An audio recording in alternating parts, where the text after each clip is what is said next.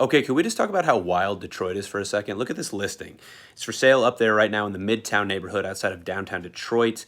This house was literally built as a high-end mansion in the late 1800s in one of Detroit's more upscale, up-and-coming neighborhoods. And this is just a really cool illustration of the ups and downs that neighborhoods can experience over time. Originally, this would have been surrounded by other upscale houses that have obviously been torn down since then, with newer multifamily housing and inner city development having filled in around it as the city evolved over time.